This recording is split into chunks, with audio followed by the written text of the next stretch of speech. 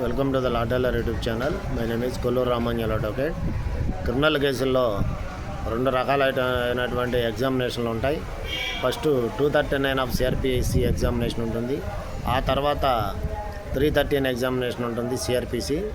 ఈ రెండింటికి తేడా ఏంటంటే ఫస్ట్ ఎగ్జామినేషన్ని 239 ఆఫ్ సిఆర్పిసి ఎగ్జామినేషన్ అంటారు. అంటే ట్రయల్ స్టార్ట్ చేయకముందు, అంటే సాక్షులను విచారించకముందు చేసే ఎగ్జామినేషన్ని 239 ఆఫ్ సిఆర్పిసి ఎగ్జామినేషన్ అంటారు.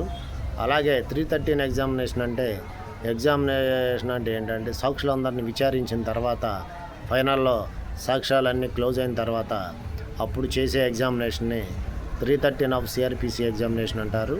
ఈ రెండింటికి తేడా ఫ్రెండ్స్.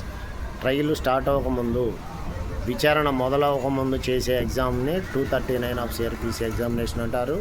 విచారణ మొత్తం కంప్లీట్ అయిపోయిన తర్వాత, సాక్షుల మొత్తాన్ని విచారించిన తరువాత చేసే ఎగ్జామినేషన్ని 313 ఆఫ్ సిఆర్పిసి ఎగ్జామినేషన్ అంటారు. ఈ రెండింటికి తేడా అది.